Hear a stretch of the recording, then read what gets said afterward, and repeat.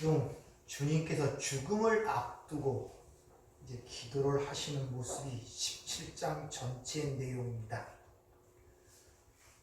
죽음이라는 가장 무섭고 떨리는 그 입장 속에서 주님의 관심사는 아버지의 영광이었음을 우리가 배웠습니다. 모든 건 아버지의 영광을 위한 것임을 우리에게 일러주고 있기 때문에 저와 여러분들의 삶의 우선순위를 잘 정하셔야 돼요. 삶의 모든 것들은 하나님의 영광을 위한 것으로 초점이 모아지고 그런 방향으로 가는 것이 올바른 신앙생활이라는 것을 여러분들이 기억을 하셔야 됩니다. 세상 속담도 첫 단추가 잘못 끼워지면 마지막 단추가 잘못될 수밖에 없다는 지혜가 있죠. 이게 가는 과정 속에서는 잘 몰라요. 첫 단추가 잘못 끼워졌는지. 그러나 마지막이 되면은 문제가 생기는 것입니다. 그래서 삶의 우선순위를 항상 여러분들이 하나님을 우선순위로 하여 모든 시간표, 삶의 우선순위가 짜여져야 되지 이 세상의 시간표에 여러분의 삶이 짜여지면 안 된다는 것을 아셔야 됩니다. 우리 주님도 친히 말씀하시죠. 먼저 그의 나라와 그 의를 구하라. 이렇게 먼저 주님께서도 우선순위를 정해주시는 것을 우리가 볼 수 있습니다. 이렇게 하나님의 영광을 위하여 먼저 기도한 다음에 이제 여기서 그들이라는 것, 그 사람들을 위해 기도하는 모습이 오늘 본문 말씀 속에 있는 것입니다. 주님께서 지금 기도하는 그들이 누구인가에 대해서 우리가 잘 이해할 필요가 있다는 것입니다. 주님이 기도하시는 그들이 누구이며 또한 어떤 사람들인가에 대해서 우리가 분명히 이해를 해야 우리의 정체성, 내 신분이 무엇인가를 알 뿐더러 우리에게 주어진 것이 무엇인가를 우리가 알 수 있다는 것을 여러분들이 아셔야 됩니다. 오늘 본문 말씀을 보면 바로 그 주님이 기도하시는 그들은 아버지께서 주님에게 주신 자들이에요.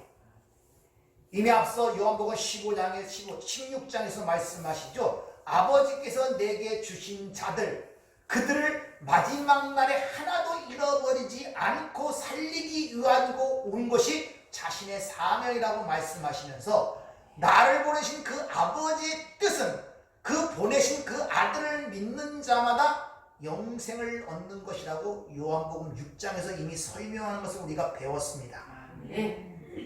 자, 그렇게 아버지께서 자신에게 주신 자들에게 주님이 어떤 일을 하시냐면은 자신을 보내신 아버지의 이름을 그들에게 나타냈고 또 아버지가 자신에게 주신 아버지의 말씀을 그들에게 주었다는 것입니다. 지금 주님이 기도하시는 그들이 누구냐 하면은 아버지께서 자신에게 주신 자들인데 바로 그들에게 아버지의 이름을 나타냈고 아버지께서 자기에게 주신 말씀을 그들에게 주었다는 것입니다.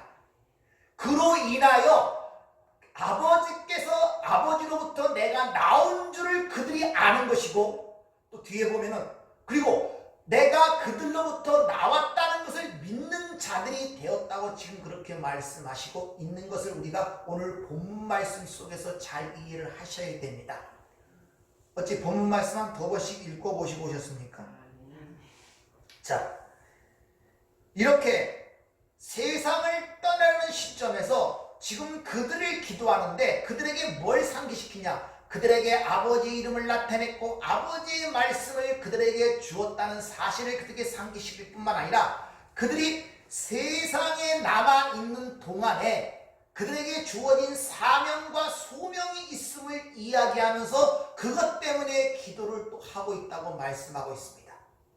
그리고 그들이 처해 있는 이 세상의 악함 때문에 또한 그들을 위하여 기도한다고 주님이 오늘 말씀을 통해서 우리에게 일러주고 있다는 것입니다. 왜? 그들은 나와 똑같이 세상에 속한 자가 아니기 때문에 세상으로부터 미움을 받는다는 거예요. 세상에 속한 자가 아니기 때문에 이미 그래서 요한복음 15장 앞장에서 뭐라 했습니까? 너희가 세상에 속하였으면 세상이 너희를 사랑할 터이나 도리어 세상에서 나의 택함을 입은 거로 세상이 너희를 미워한다는 것이죠. 따라서 필연적으로 그들에게 환난과 고난이 닥친다는 것이 당연하기 때문에 바로 그런 문제들을 위하여 지금 주님이 기도하신다고 우리에게 말씀하고 있는 것입니다.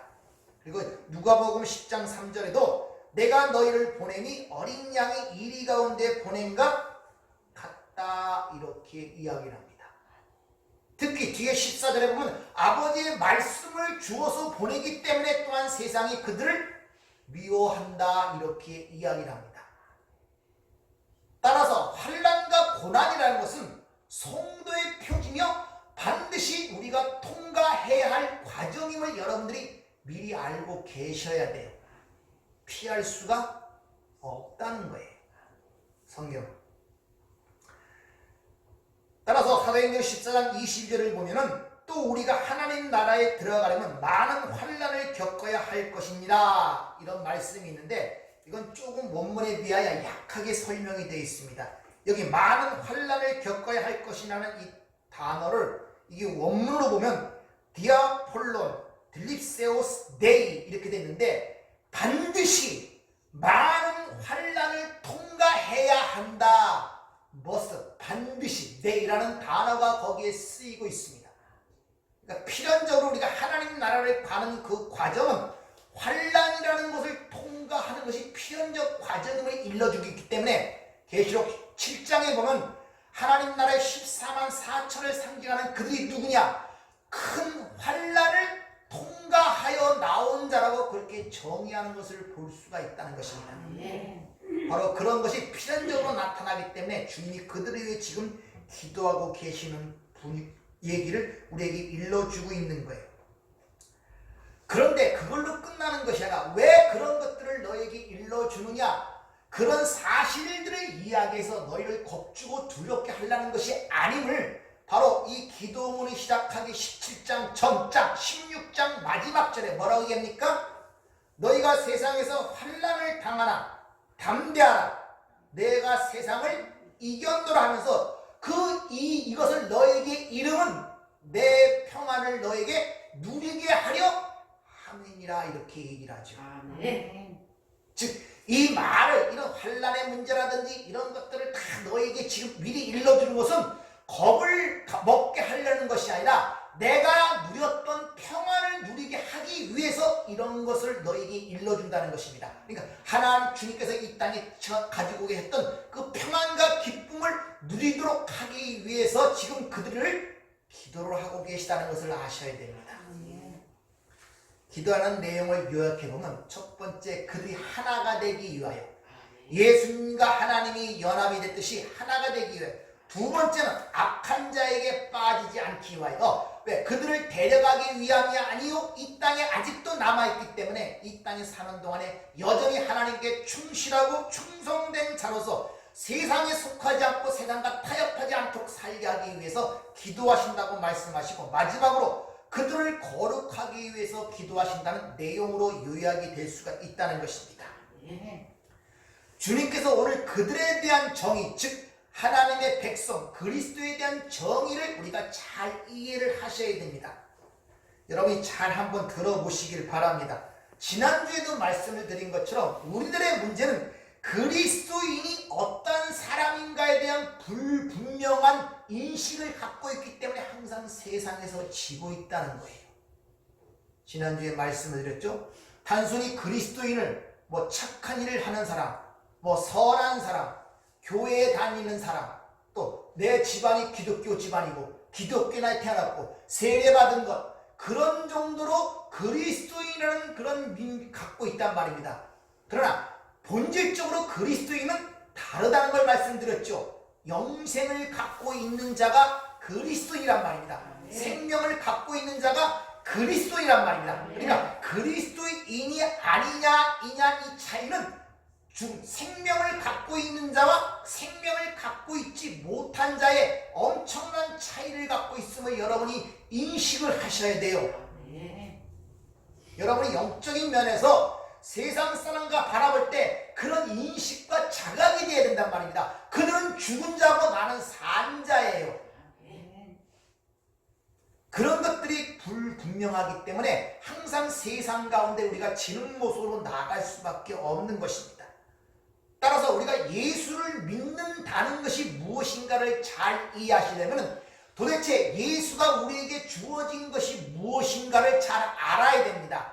그리고 그 주어진 것을 통하여 우리가 무엇을 깨닫게 되는가를 알아야 된단 말입니다. 그것을 바로 3절에 영생은 참 하나님과 그의 보내신 자 예수 그리스도를 아는 것이라고 그렇게 정의를 하고 있는 것입니다. 따라서 우리가 내가 내 자신을 보는 올바른 관점과 시각을 갖고 있다면 우리의 사고방식이 변할 뿐더러 우리 마음이 새롭게 변화를 받을 수밖에 없어요. 죽은 자와 산 자의 차이인데 어떻게 죽은 자의 사고방식과 산 자의 사고방식이 같을 수가 있겠습니까? 어떻게 같은 문제를 똑같은 관점으로 볼 수 있겠냔 말이에요. 어떤 문제가 생겼을 때 거기에 반응하고 대처하는 모습이 죽은 자와 산 자가 어떻게 똑같은 방향으로 대처하고 반응할 수가 있겠냐는 것이죠. 다를 수밖에 없어요. 산 자와 죽은 자의 차이라는 것은 우리가 내 자신이 누구인가를 분명하게 인식하기 때문에 이렇게 세상에서 맹이 당하는 모습으로 우리가 나타난다는 것을 아셔야 됩니다. 우리가 교회사를 통해서 볼 때 영적 각성의 시대나 부흥이 일어날 때 그들은 자신들이 예수를 믿고 그리스도인이 된다는 것이 무엇인가를 분명하고 명확하게 알았기 때문에 어떤 두려움에도 어떤 핍박에도 당당히 섰을 뿐만 아니라 심지어 죽음까지 두려워하지 않은 그런 모습을 보였음을 교회사가 우리에게 교훈을 주고 있었단 말입니다. 왜? 내가 누구이며 어디로 가고 있는지를 분명히 알고 있었기 때문에.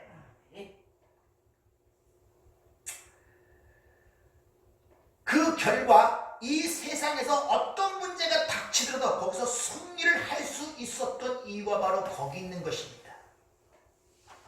그래서 히브리서 11장에 보면 바로 그러한 신분을 분명히 인식하고 있는 자의 삶의 모습을 본향을 찾는 사람의 모습으로 또 이 땅에서는 외국인과 이방인의 모습으로 그려지는 것이 히브리서 11장에 드러나죠.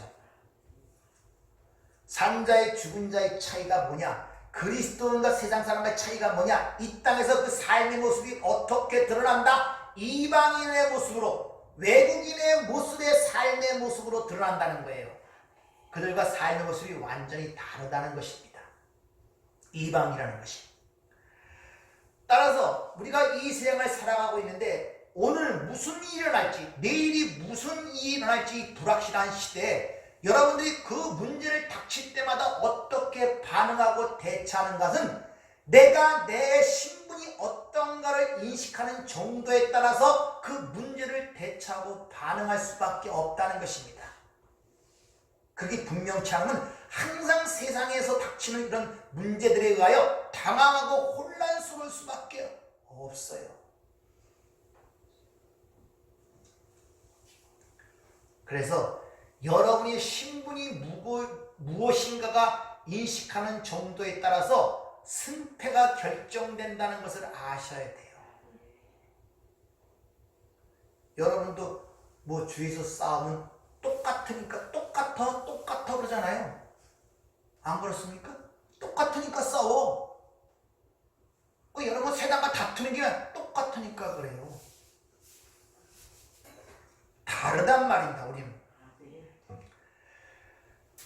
자, 그러면 주님께서 기도하시는 그들이 누구인가, 다시 말하면 그리스도인이 누구인가, 그들의 차이점을 우리에게 지금 얘기를 하는데, 첫째, 그들은 바로 그리스도에게 속한 자, 즉 세상에 속한 자가 아니라는 것입니다.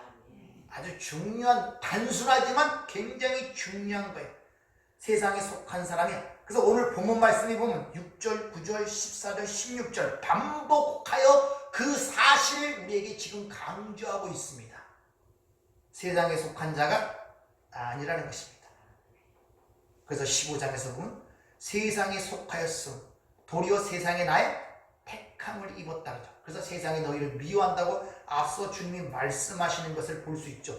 따라서 지금 주님이 기도하는 것은 온 세상을 위해 기도하는 것이 아니라 그들만을 위해 기도하며 그들만을 위해 중보하며 그 백성들의 대표와 머리로서 지금 기도하고 있다는 사실을 아셔야 돼요. 그러니까 예수가 모든 사람을 위해서 기도하고 모든 사람을 위해서 온 것이 아니라 요한복음 6장과 여기서도 얘기한 것처럼 아버지께서 내게 주신 자만을 위해 이 땅에 왔고 그들만을 위해 지금 기도한다는 사실을 우리에게 가르쳐주고 있습니다. 그래서 만민 구원이라는 이런 보편적 복음론은 절대 성경적인 것이 아님을 여러분들이 아셔야 됩니다. 그래서 성경은 세상에는 두 부류의 종류의 인간만 있는데 세상에 속했냐 그리스도에게 속했냐 이 두 가지 부류의 사람만 있다는 것을 우리에게 일러주고 있습니다. 한 번들 잘들 생각해 보세요. 우리가 죽음에 직면했을 때 내가 민주당에 속했냐 국민의힘당에 속했냐 이게 무슨 차별을 가져오겠습니까? 내가 많이 소유했느냐 적게 소유했느냐가 이게 무슨 문제가 되겠냐 말입니다. 많이 배웠느냐 못 배웠느냐 이게 무슨 문제가 되겠어요? 죽음을 앞두고 내 신분이 고귀한 자냐 천한 자냐 이게 무슨 문제가 되겠냐는 것이죠. 세상에서는 그런 문제가 아주 가치 있게 여길지 모르지만 무가치한 것이고 아무런 죽음에 대해 문제가 되지 않는다는 것을 우리에게 가르쳐주고 있는 것입니다. 죽음이라는 문제가 닥쳤을 때 근본적인 가장 중요한 것은 한 가지밖에 없어요. 그리스도에게 속했냐 세상에 속했냐 이것만이 진정한 문제임을 우리에게 지금 가르쳐주기 때문에 너희가 세상에 속하지 아니했다는 사실을 주님께서 기도하는 가운데 반복하여 강조하여 우리에게 지금 말씀하고 계시는 것입니다. 여러분 세상에 속한 자가 아니에요. 그러니까 세상에 영향을 받을 필요가 없어요. 왜? 외국인으로서 살아가고 있는 거예요. 지금 여기서 이방인으로서 잠시 거쳐가는 과정 속에 있단 말입니다. 근데 이 땅에 일어난 일에 왜 그렇게 관심들이 많고 거기에 반응이 심각하게 왔다 갔다 합니까? 여러분의 신분이 무엇인가를 스스로를 잘 자각들 하세요. 하나님의 백성들은 그리스도인들은 세상에 속한 자, 즉 세상으로부터 구별된 자기 때문에 바로 교회라는 헬라어 단어가 에클레시아, 세상으로부터 불러냄을 입은 자, 이걸 교회라고 얘기를 하고 있는 것입니다. 그래서 이런 자들, 세상으로부터 불러낸 자들은 반드시 각오하고 생각해야 할 문제가 있는데 그것은 바로 세상을 본받지 말아야 한다는 거예요. 왜? 세상에 속하지 아니했기 때문에. 심지어 야고보는 이렇게까지 얘기합니다. 야고보 4장 4절 세상과 벗됨이 하나님과 원수가 됨을 알지 못하느냐? 그런즉 누구든지 세상과 벗이 되고자 하는 자는 스스로 하나님과 원수가 되게 하는 것이다. 이렇게 분명히 이야기를 하고 있어요. 세상과 친해지는 것이 하나님과 원수가 되는 것. 그 세상과 너무 친밀해지려고 하지 마세요. 세상 사람들의 비난과 칭찬에 너무 민감하지 마시기를 부탁을 드립니다. 또 이 요한복음의 사도 요한이 요한일서 2장 15절에 보면 이렇게만 얘기를 하죠. 이 세상이나 세상에 있는 것들을 사랑하지 말라. 누구든지 세상을 사랑하면 아버지의 사랑이 그 안에 있지 아니하니 이는 세상에 있는 모든 것이 육신의 정욕과 안목의 정욕과 이생의 자랑이니 다 아버지께로부터 온 것이 아니요 세상으로부터 온 것이라. 이 세상도 그 정욕도 지나가되 오직 하나님의 뜻을 행하는 자는 영원히 거하느니라. 분명히 얘기하죠. 이 세상이나 이 세상에 있는 것들을 사랑하지 말라는 것입니다. 이런 세상을 사랑한 사람들의 실존의 모습을 에베소서 2장 2절부터 이렇게 합니다. 그때 너희가 그 가운데 행하여 이 세상 풍속을 쫓고 공중 권세자분들 따랐으니 지금 곧 불순종 아들 가운데 역사는 영이라.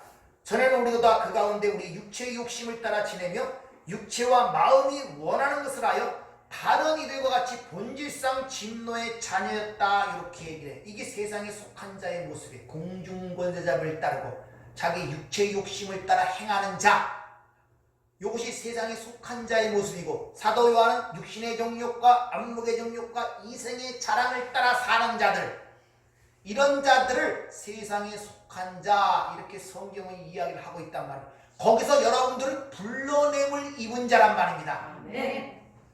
즉 세상에 속한다는 것은 쉽게 말하면 하나님을 떠나서 모든 걸 생각하고 바라보고 삶을 영위하는 자의 삶을 세상에 속한 자 이렇게 얘기하는 거예요. 그래서 그것을 우리에게 또 정확하게 더 삶의 모습을 통해 보여주게 해요. 주님께서 내가 세상에 속하지 아니한 같이 너희도 세상에 속하지 아니했다고 14절에서 얘기를 하죠. 그러니까 세상에 속하지 않은 자의 삶의 기준이 누구? 예수란 말입니다.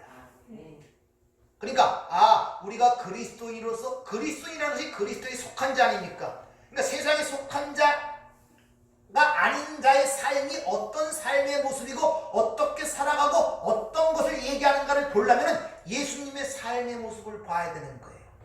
내가 세상에 속하지 아니한 같이 너희도 세상에 속하지 아니했다니까. 따라서 우리의 삶은 예수를 닮아가는 삶이 되어야 함을 거기서 우리에게 일러주고 있는 것입니다. 사실 종교적 생활을 잘 하면서 세상적 사고방식과 그런 틀로 살아가는 사람들이 의외로 많다는 사실을 아십니까? 세상에 속한다는 것은 근본적인 문제고 성향의 문제고 경향의 문제예요. 어떤 행위의 문제가 아니라 대부분이 생각하기를 세상에 속하지 않는다는 것을 어떤 윤리 도덕적 행위로 생각해요. 착하고 선하게 살면 세상에 속한 것이 아니고 어떤 술 먹고 담배 피고 나쁜 짓을 하면 세상에 속하다는 잘못된 개념들을 예외적으로 많이 갖고 있다니까요. 그게 바로 바리새인들의 개념 아닙니까? 나는 세리와 같지 아니하이다. 가늠한 여인과 같지 않아. 나는 세상에 속하지 않았단 말입니다. 그러니까 어떤 이것을 행하느냐 저것을 행하느냐의 문제 이전이 바로 그 문제를 얘기하는 것이 아니라 그 이전의 문제가 즉 본질적 문제, 성향의 문제, 경향의 문제가 어떠냐, 자세, 삶의 자세가 어떠냐에 따라서 그 사람이 세상에 속한가 세상에 속하지 아니한 사람인가를 분별하는 것입니다. 그러니까 일반적으로 보편적 사람의 행위를 보고 저 사람이 세상에 속한 사람인가 아닌가를 생각하시면 안 돼요. 즉 교회 다닌다고 세상에 속하지 않고 교회 안 다닌다고 세상에 속한 사람이 아니라는 것입니다. 그렇게 세상에 속한 사람들은 세상의 사고방식에 지배를 당할 수밖에 없죠. 이런 자의 모습을 고린도후서 4장 4장은 이 세상 신에 의하여 그 미혹이 되어 그 마음의 눈이 멀어진 자라고 이렇게 얘기합니다. 눈이 먼 자, 그게 세상에 속한 자라는 것입니다. 따라서 이 땅에는 딱 두 가지의 부류밖에 없어요. 세상에 속해 있느냐 그리스도에 속해 있느냐. 이렇게 세상에 속해 있는 자의 또 하나의 특징은 바로 영적인 분별력을 잃었다는 것이죠. 그래서 고린도서 2장 14절 육에 속한 사람은 하나님의 성령의 일을 받지 아니하나니 이는 그것들이 그에게 어리석게 보이며 또 그는 그것들을 알 수 없나니 이러한 일은 영적으로야 분별되기 때문이다 이렇게 이야기를 합니다. 그러니까 세상에 속한 사람은 영적 일에 대하여 무지하다는 거예요. 여기서 육에 속하다는 이 단어, 이 성경에 보면 육이라는 단어가 참 많이 나와요. 이게 사르크스라는 단어도 나오고 또 소마라는 단어가 나오는데 여기 육에 속하다는 이 육은 푸시키코스, 목숨이 있긴 있는데 하지만 짐승의 목숨을 얘기해 짐승의 생명을 갖고 있는 것을 푸시키코스라 그러는 거예요. 거기에 반대되어 성령이 주어져서 있는 생명을 푸니마티코스, 영적 생명이라고 영적인 것 이렇게 해석을 하고 있습니다. 그래서 이 문제를 영적 즉 푸니마티코스의 생명을 갖고 있느냐 아니 푸시키코스 육적 생명을 갖고 있냐의 차가 얼마나 크냐 하는 그 예가 계시록 11장 8절에 보면 이런 말씀이 있습니다. 저희 시체가 큰 성길에 있으니 그 성은 영적으로 하면 이게 푸니마티코스입니다. 영적으로 하면 소돔이라고도 하고 애굽이라도 하니 곧 저희 주께서 십자가에 못 박힌 곳이라 이렇게 얘기를 해요. 자, 육적 푸니마티코스, 육적인 눈으로 육의 사람이 예수님께서 십자가에 못 박힌 곳이 예루살렘 아닙니까? 그런 사람들이 그 예루살렘, 육적인 눈으로 보는 사람들은 거기가 굉장히 거룩한 곳이에요. 성전에 있는 것이기 때문에. 그러나 영적인 눈, 푸니마티코스에 있는 그 생명이 있는 눈은 그곳이 바로 소돔과 고모라는 것입니다. 요렇게 차이가 나요. 그러니까 하나님의 성령을 받지 않고는 볼 수도 알 수도 없어요. 그러니까 죽은 자의 산 자의 차이가 그렇게 심한 거예요. 그래서 짐승의 생명과 사람의 생명이 다른 것입니다. 똑같은 생명을 갖고 살지만 전혀 다른 차원의 생명을 살고 있잖아요. 바로 육적 생명이라는 것, 그리고 영적 생명이라는 건 바로 그런 차이를 우리를 통해서 보여주고 있단 말입니다. 그러니까 이게 얼마나 끔찍한 일이에요. 세상 사람이 육으로 볼 때는 거기가 거룩한 성이고, 그런데 거기가 십자가에 죽은 예수가 죽은 곳이란 말입니다. 근데 영적인 눈으로 보니까 그것이 바로 멸망받을 소돔과 애굽이라는 것입니다. 이같이 세상에 속한 이들은 세상에 보이는 것들만 추구하며 자신들의 욕망을 추구하는 삶을 살 수밖에 없어요. 보이는 것만이 그들에게 전부기 때문에. 왜? 영적인 것은 분별도 알지도 못하기 때문에. 성경은 그런 자들을 소경이라고 그러죠. 근데 그들은 소경이라고 생각합니까? 눈을 떠서 보는 자라고 스스로 생각하고 있단 말입니다. 진짜 눈을 뜬 자들은 이 세상이 어둠을 아는 거예요.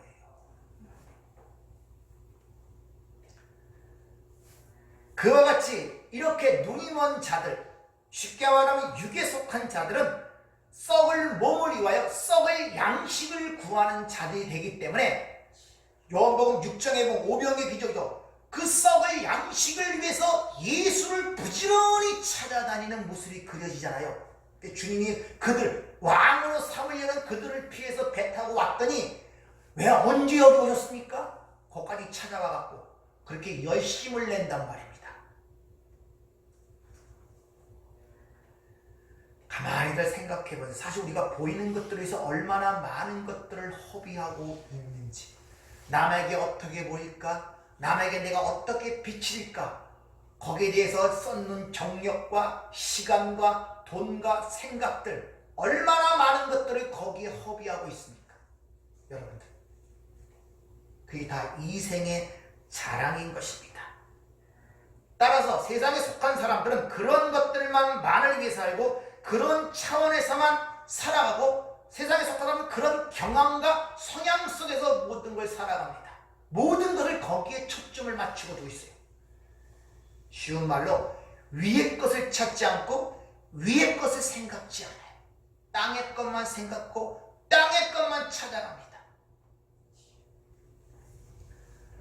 따라서 하나님의 은혜가 우리에게 임하여 이 세상이 어떠한지를 깨닫게 하고 그 실체를 알려 거기서 우리를 끄집어내기까지는 어느 누구도 거기서 나올 수가 없습니다. 어느 누구도. 죽은 자가 뭘 합니까? 살려내기까지는 모르는 거예요. 아픔도 모르고 고통도 모르는 게 죽은 자의 특징 아닙니까? 저와 여러분이 예전에 그러했단 말이에요. 아무런 모르고 그냥 살아왔는데 이제 살아서 신경이 살아나면서 세상을 볼 때마다 아픈 거예요. 고통스럽고 싫고, 그런 것들이 여러분 신앙생활 속에서 차츰차츰 자꾸 나타나야 한단 말입니다. 오늘 본문 말씀 16절에 보면 내가 세상에 속하지 아니한 같이 그들도 세상에 속하지 아니했다 그러죠. 따라서 세상에 속하지 않았냐는 필연적으로 예수와의 관계성 속에 있어요. 그러니까 예수와 나의 관계성이 내 삶의 주도적 역할과 요소가 된단 말입니다. 나 혼자 가는 것이 아니라.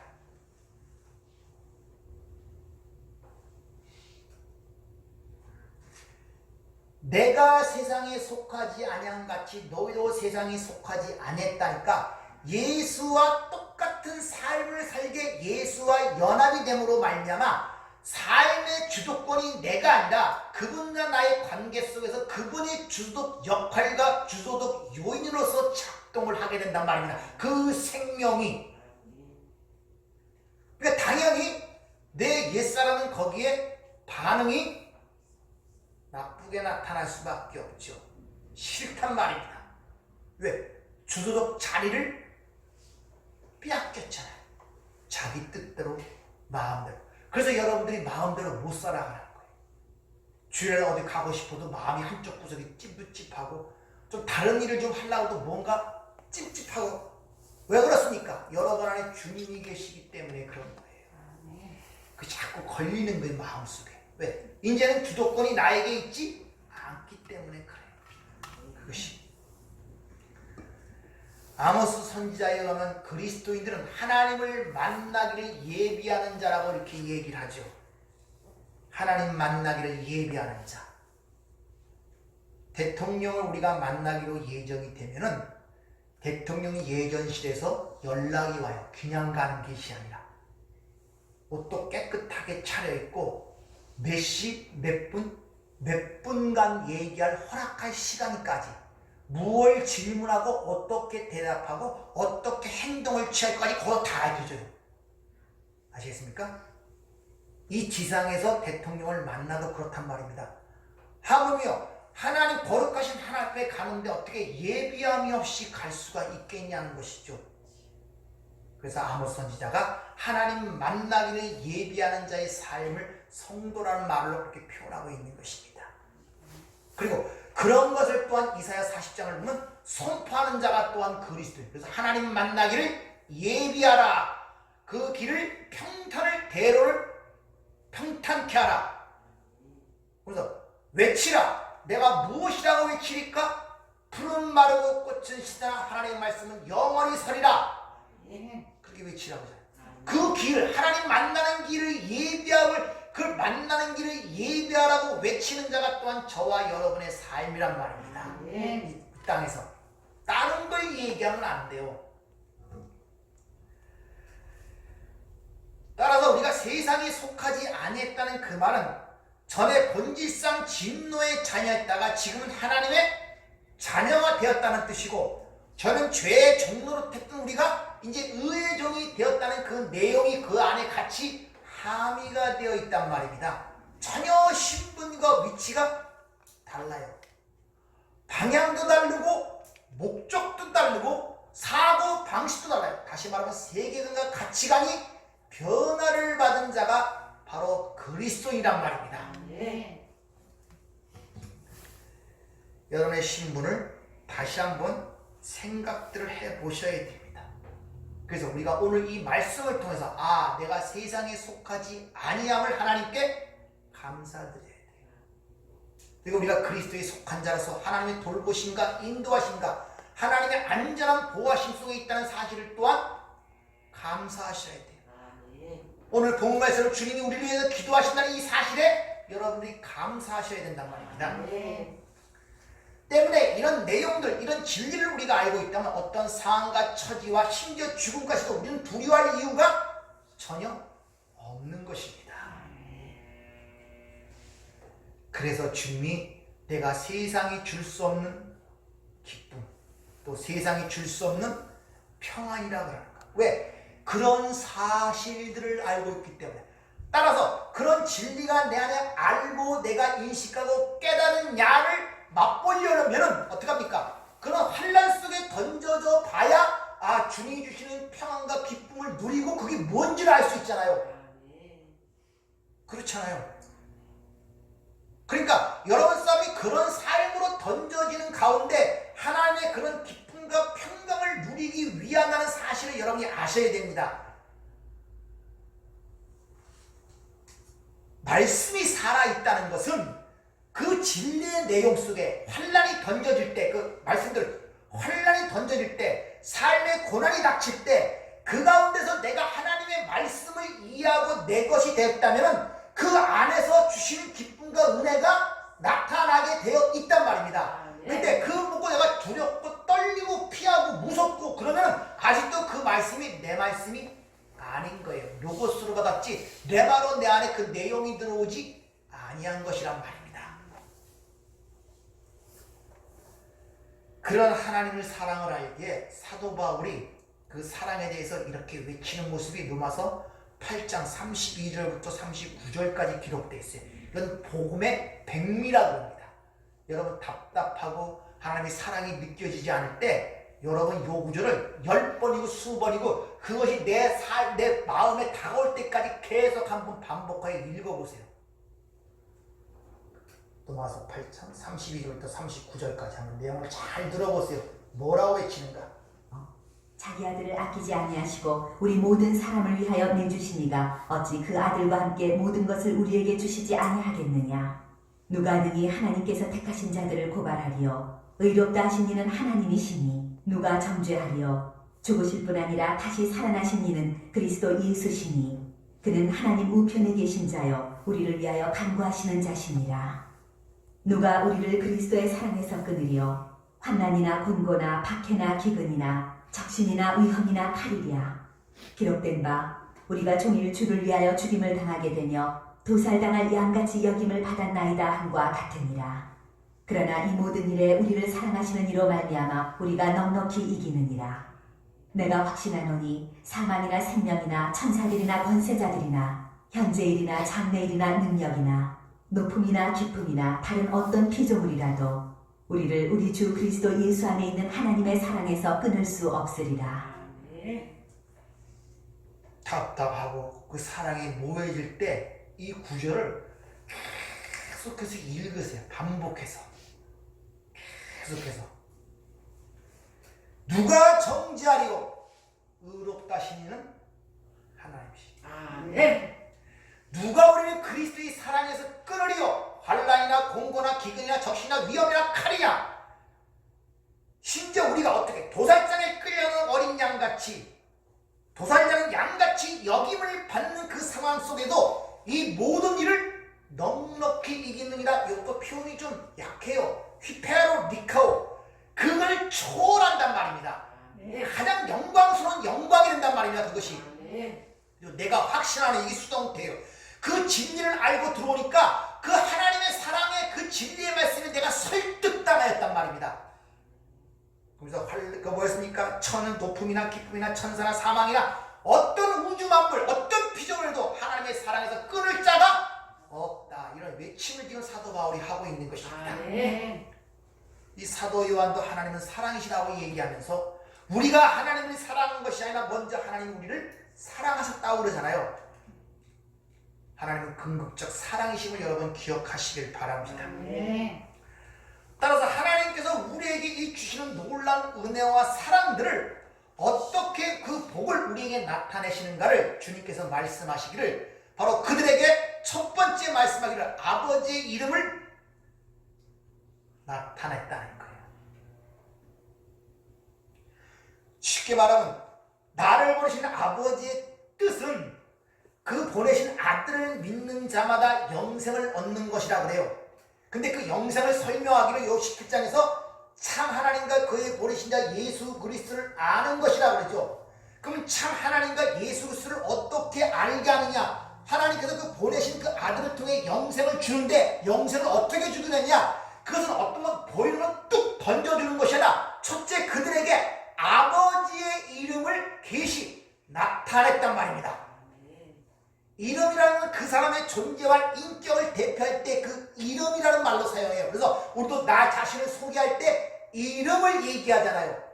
그러니까 이름이라는 건 그 어떤 분의 존재나 성품이나 그 모든 것들을 함의하고 있는 내용이 이름이라는 말씀 속에 포함되어 있는 것입니다. 따라서 우리가 예수 이름으로 기도한다는 것은 예수님의 그 모든 것으로 하나님께 나아간다는 의미가 그 안에 함의가 되어 있단 말입니다. 네. 즉 하나님을 알리셨다는 것입니다. 그러니까 예수님께서 이 땅에 오신 것은 그 하나님의 이름을 나타내기 위해 오셨다는 말이에요. 근데 그 하나님의 이름을 나타낸다는 그 말은 우리에게 영생을 주시는 말과 동의어로 생각할 수가 있는 거예요. 왜? 생명의 근원은 하나님이시기 때문에 그 하나님을 내가 안다는 것은 생명을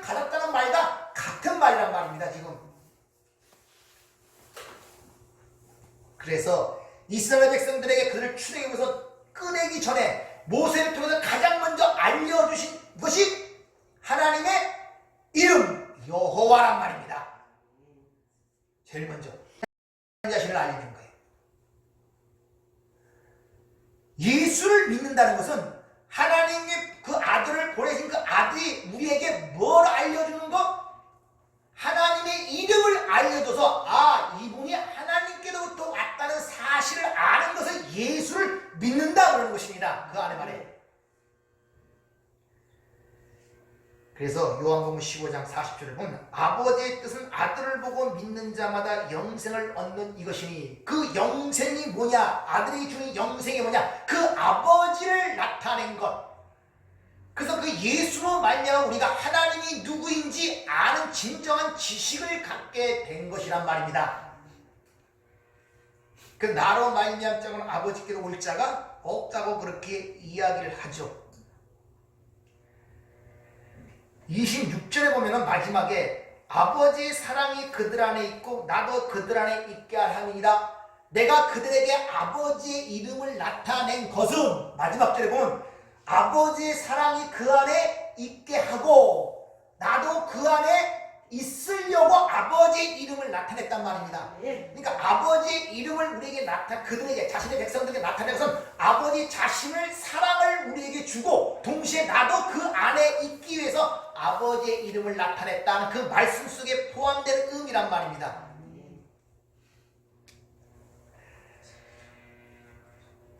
내가 그들에게 아버지의 이름을, 즉 아버지 하나님을 나타냈단 말입니다.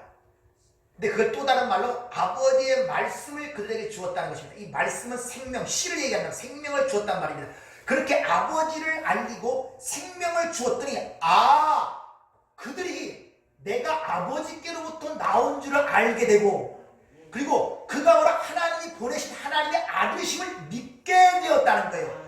그것을 통틀어서 예수를 믿는다, 이런 말로 요약을 하는 거예요. 그걸 모르니까 예수를 믿는다고 하면서 그분이 하나님의 아들이 아니고 하나님께로 온 자가 아니라고 하는 이런 이단들이 왜 이단인지를 모르게 되는 것입니다. 이런 말씀들을 모르니까 그들이. 그게 바로 그렇게 알고 그 안에 거하는 상태를 바로 영생이라고 그러는 거예요. 그거예요. 그런 상태를.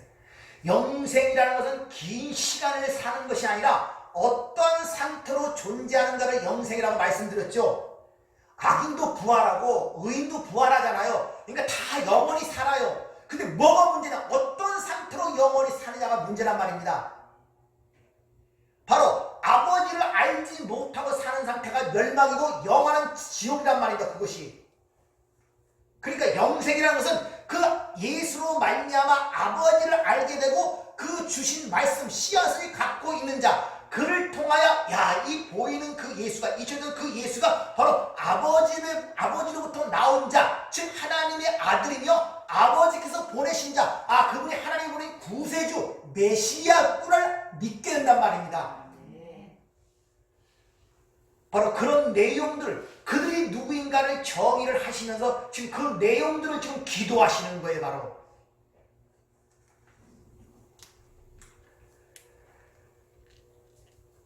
그래서 우리가 예수를 통하여 주시는 하나님을 알게 되면은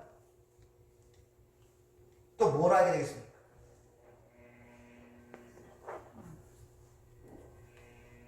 이 세상을 누가 만들었습니까? 우리를 누가 만들었습니까? 그러니까 하나님을 안다는 말은 무슨 말입니까? 세상을 알고 사람을 안다는 말이에요. 비로소 내가 누군지를 알게 되는 거예요. 내가. 그러니까 단순히 하나님만 안다면 우리가 세상은 어떤 개개인들이야. 하나님은 창조주이시잖아요. 그 하나님을 안다는 것은 우주 만물을 알고 나를 안다는 말입니다. 그것이. 그렇게 되면 아버지의 말씀을 줬도 그러죠. 아버지 말씀. 이 세상이 아버지 말씀으로 창조됐잖아요. 그리고 그 아버지 말씀을 담고 오신 분이 예수잖아요.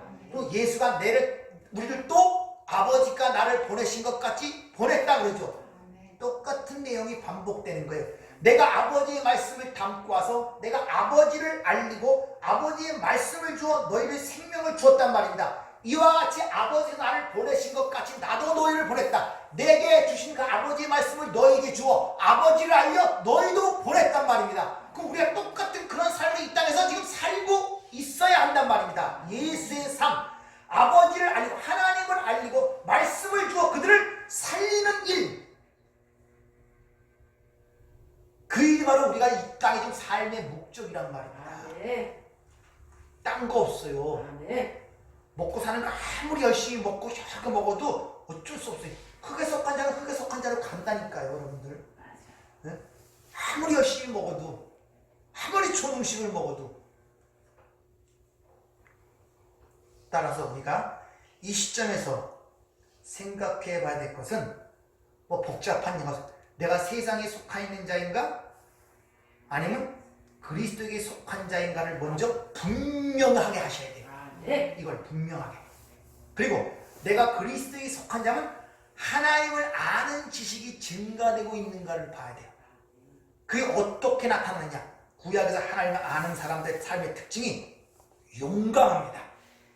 다니엘처럼, 다니엘의 세 친구처럼, 다윗처럼 삶의 모습이 그렇게 드러나요. 가장 어려운 관계 속에서 그런 모습이 드러난다니까요. 다니엘도 포로에 잡혀가서 그 사자굴 앞에서, 불못불 앞에서 가장 극악한 상황 속에서 그런 용맹함이 나타나잖아요. 다윗도 골리앗을 거대한 그 앞에서 그런 용맹함이 나타나잖아요. 바로 내가 왜 예수를 믿고 그 하나님의 지식이 증가되면 용맹해진다니까요. 아멘. 어떤 상황 속에서도. 그리고 그 예수의, 즉 하나님의 이름이 나에게 견고한 망대가 되는가, 피난처가 되는가를 여러분들이 보셔야 됩니다. 그리고 그 안에서 안전함과 평안함을 누릴 수가 있는가. 예수 이름 안에, 하나님의 이름 안에서 여러분의 삶이 그런 평안을 누릴 수가 있는가. 좀 그려지는 모습으로 풍랑이 치는 그 바다에서 배 안에서 주무시는 주님의 모습이 여러분 삶 속에 드러나는가? 아니면 제들처럼 왜 우리를 죽게 내버려 둡니까? 안달하면서 주님을 깨워싸는 그런 믿음 없는 제자들의 모습이 드러나는 것을 잘 보셔야 된단 말입니다.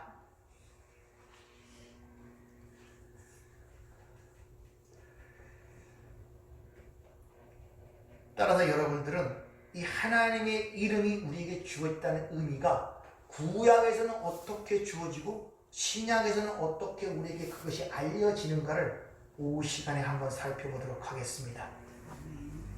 내용이 참 긴 건데 어쩌서 시간이 있어 좀 끊습니다. 하나님의 이름이 왜 우리에게 견고한 망대가 되는지에 대해서 한번 오후 시간에 생각을 좀 해보도록 하겠습니다. 다시 한번 말씀드리지만 하나님은 여러분을 버리지 아니하시고 떠나지 아니하세요. 아멘. 확실히 믿으시길 바랍니다. 아멘. 그리고 항상 함께 하시는 사실 속에서 여러분 항상 하나님을 찬양하시길 부탁을 드립니다. 아멘. 기도하겠습니다. 참 어려운 문제가 아닌데 아버지, 우리는 이런 것들에 대해 관심이 없습니다. 무엇을 말씀하고자 하는지, 이것을 통해서 우리에게 무엇을 주고자 하는지 너무 관심이 없고 생각이 없기에 그 모든 것을 허비할 때가 너무나 많습니다. 그 아들과 함께 모든 걸 주셨다고 말씀하시는데 우리의 현실은 마치 받은 것 없는 것처럼, 내게 주어진 것이 없는 것처럼 안달하며 당황하며 고통스러워할 때가 너무나 많습니다. 아버지, 이런 우리의 현실을 주께서 아시기에 오늘도 말씀을 통해 일러주시는 줄 믿습니다. 예. 우리는 세상에 속한 자가 아니요 그리고 세상에서 택함을 입은 하나님의 백성임을 항상 기억하게 도와주시고, 아멘. 우리에게 주어진 것들이 무엇인가를 분별하여 이 세상에서 자유함을 누리며 살아가는 하나님의 백성다운 삶을 살 수 있도록 저희들을 축복하여 주시옵소서. 아멘. 예수님 이름으로 기도하옵나이다. 아멘.